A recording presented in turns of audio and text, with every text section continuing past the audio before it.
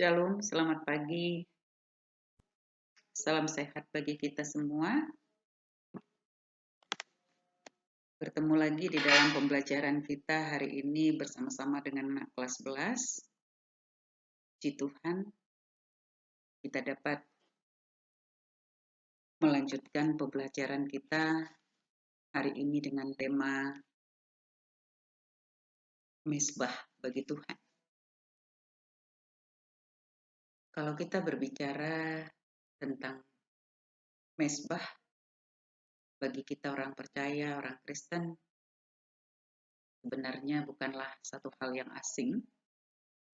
Karena ketika kita membaca firman Tuhan di dalam Alkitab, apalagi di dalam Alkitab Perjanjian Lama, sering sekali kita menemui kata-kata mezbah dan juga di dalam nyanyian-nyanyian pujian banyak kata-kata mezbah yang terdapat di dalam pujian-pujian dalam ibadah. Kemudian apakah arti kata mezbah? Kata mezbah berasal dari kata zabah, yaitu bahasa Ibrani, yang artinya menyembelih kurban. Dari kata zabah ini, maka mezbah itu tidak dapat dipisahkan dari kurban, khususnya sekali di dalam Alkitab Perjanjian Lama, di mana pada awalnya mezbah adalah sebagai tempat mempersembahkan kurban bakaran bagi Tuhan. Atau juga sebagai tempat bangsa Israel melakukan ritual keagamaan mereka dengan membawa kurban bakaran bagi Tuhan berupa kambing, domba, atau burung yang kalau kita perhatikan sering sekali disebutkan yang tidak bercacat dan tidak bercela, yang menggambarkan kurban yang sesungguhnya nanti, yaitu Yesus Kristus yang tidak berdosa menjadi korban yang sempurna bagi orang percaya dan bagi dunia. Nuh sebagai orang yang mendapat kasih di mata Tuhan. Kita tahu bagaimana pada masa Nuh semua orang sudah menjadi jahat dan mendukakan hati Tuhan, sehingga Tuhan berencana untuk membinasakan semuanya dengan air bah. Tetapi Nuh mendapat kasih di mata Tuhan. Dan ketika air bah berlalu, Nuh keluar dari bahtera, maka yang pertama sekali dilakukan oleh Nuh adalah mendirikan mezbah bagi Tuhan. Hal ini dapat kita baca di dalam Kejadian 8 ayatnya yang ke-20. Kejadian 8 ayat yang ke-20, demikian bunyinya, saya bacakan bagi kita. Lalu Nuh mendirikan mezbah bagi Tuhan dari segala binatang yang tidak haram dan dari segala burung yang tidak haram. Diambilnyalah beberapa ekor, lalu ia mempersembahkan korban bakaran di atas mezbah. Demikian juga Abraham, yang artinya bapa segala orang yang percaya, bapa leluhur bangsa Israel. Kehidupannya juga selalu dipenuhi dengan penyembahan, selalu dipenuhi dengan mezbah yang didirikan buat Tuhan. Sebagaimana kita tahu, Abraham dipanggil Tuhan pergi ke tanah perjanjian, dan dia berangkat dari tanah Ur Kasdim. Dan ketika setiap kali Abraham di dalam perjalanannya sampai ke satu tempat, berpindah-pindah dari satu tempat ke tempat yang lain, maka ketika Abraham sampai ke satu tempat, yang pertama selalu dilakukannya adalah mendirikan mezbah bagi Tuhan. Ini dapat kita baca juga di dalam Kejadian 12. Ayat ke-8 demikian bunyinya. Kemudian ia pindah dari situ ke pegunungan di sebelah timur Betel. Ia memasang kemahnya dengan Betel di sebelah barat dan Ai di sebelah timur. Lalu ia mendirikan di situ mezbah bagi Tuhan dan memanggil nama Tuhan. Kemudian orang-orang ataupun bangsa Israel selalu saja kehidupannya sebagai umat Allah dipenuhi oleh mendirikan mezbah bagi Tuhan. Kalau kita lihat, kira-kira seperti inilah gambar mezbah. Ketika Abraham mendirikan mezbah bagi Tuhan, mezbah yang dia dirikan itu terbuat dari batu, kemudian di atasnya lah diletakkan kurban bakaran bagi Tuhan. Dan kita lihat juga bagaimana bangsa Israel di dalam mendirikan mezbah bagi Tuhan, mereka tertunduk, rebah sampai ke tanah, menunjukkan kehormatannya ketika mereka melakukan mezbah bagi Tuhan. Lalu bagaimanakah mezbah di dalam Perjanjian Baru? Mezbah pada Perjanjian Baru yang sering kita lihat berupa altar, meja, yang di atasnya sering terdapat roti dan anggur sebagai lambang pengorbanan Tuhan Yesus yang sudah mengorbankan dirinya untuk keselamatan dunia. Tetapi pada masa Perjanjian Baru, tidak hanya lagi terbatas sebagai satu tempat yang disucikan untuk Allah, sebagai tempat untuk memuji dan menyembah Allah yang sering juga disebut dengan altar, tetapi mezbah adalah melambangkan pengorbanan Yesus Kristus yang rela mati untuk dunia.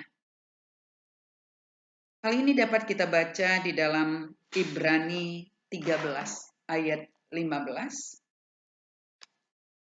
Ibrani 13 ayat 15. Di sini disebutkan, sebab itu marilah kita oleh Dia senantiasa mempersembahkan korban syukur kepada Allah, yaitu ucapan bibir yang memuliakan namanya.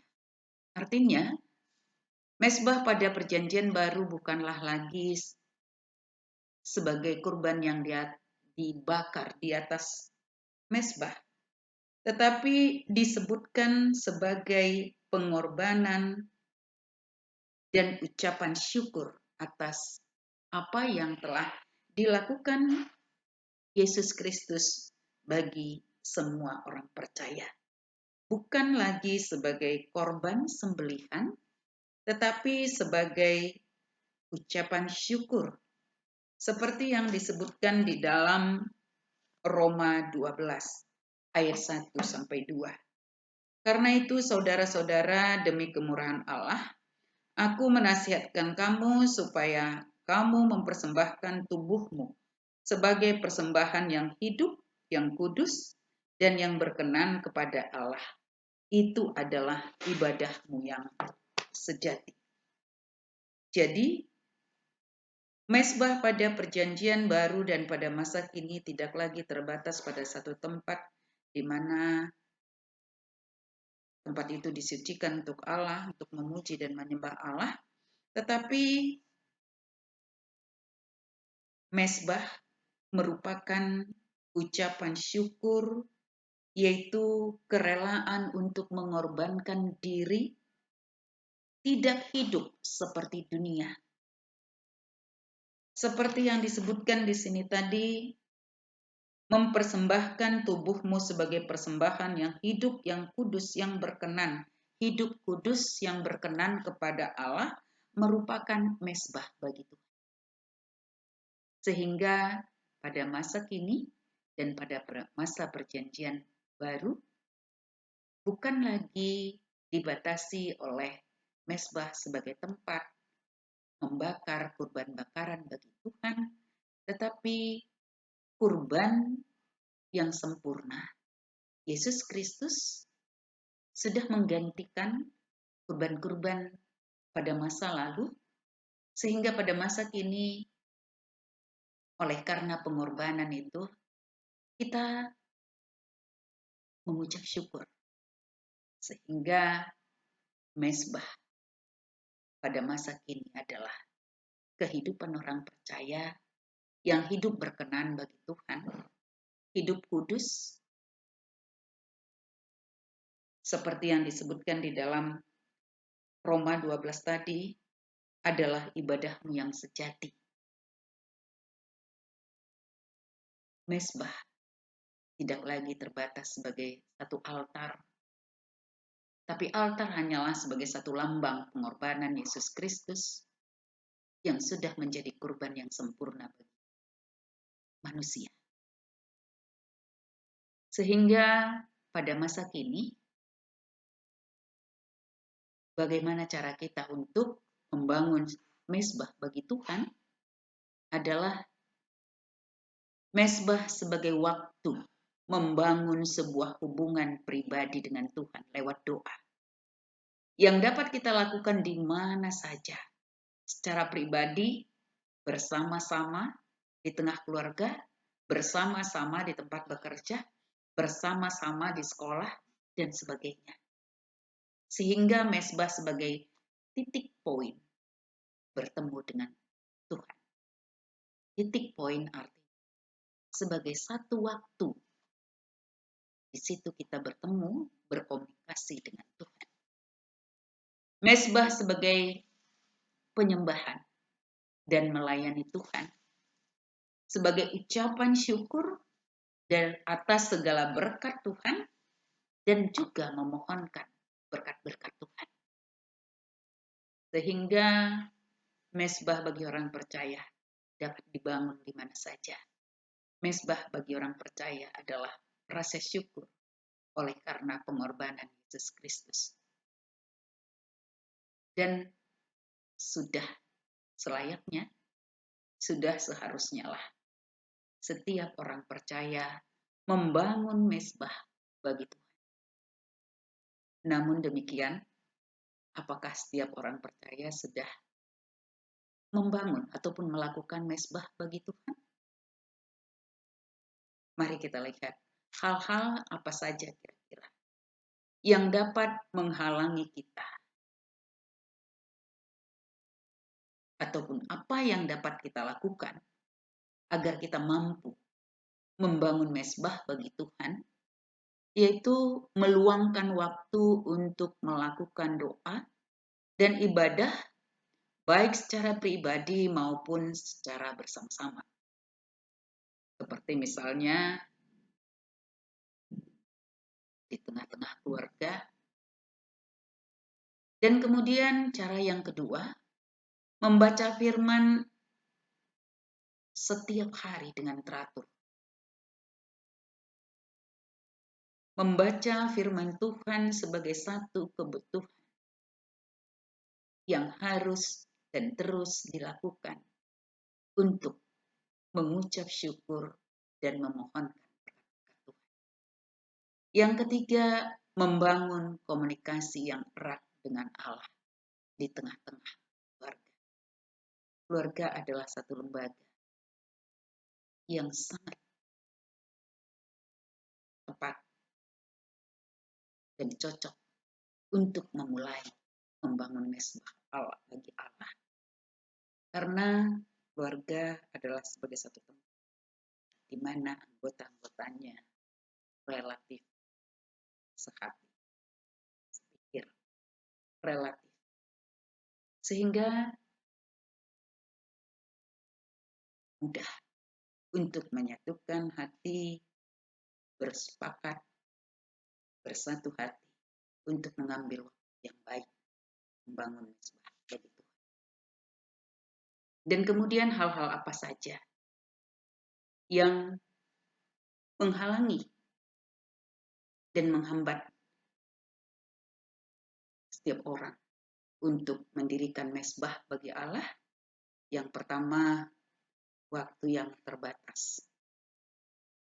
Sering sekali waktu adalah alasan yang paling besar, yang paling umum dikemukakan sebagai alasan untuk tidak dapat membangun mesbah bagi Allah.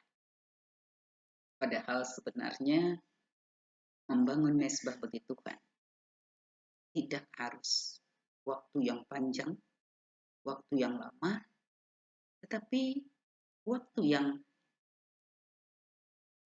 boleh singkat, tapi kita lakukan, khususkan untuk Tuhan.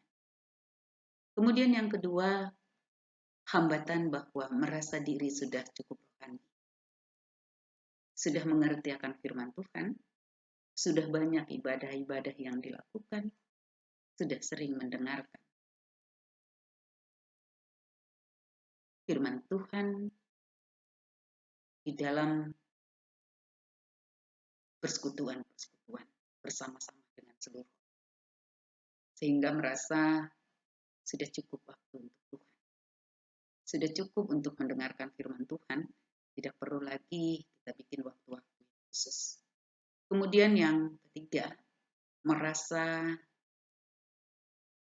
tidak ada manfaat untuk diri, ataupun kurang percaya akan manfaat, hasil dan guna daripada melakukan mesbah bagi Tuhan.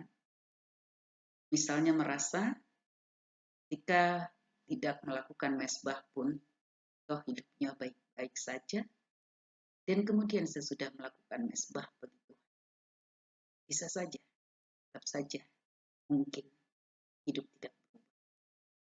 Lalu yang terakhir, hambatan mendirikan mesbah bagi Allah adalah tidak mampu mendisiplinkan diri, tidak mampu menguasai diri, sehingga sering sekali pembacaan firman atau mendirikan mesbah gagal. Hari ini dilakukan, besok tidak dilakukan, karena memerlukan komitmen yang tinggi untuk terus setia melakukan mesbah begitu. Baiklah, pada hari ini menjadi satu perenungan bagi kita orang percaya. Mesbah bagi Tuhan adalah satu keharusan bagi orang Kristen yang sudah menerima kurban yang sempurna, Yesus Kristus. Tuhan Yesus memberkati.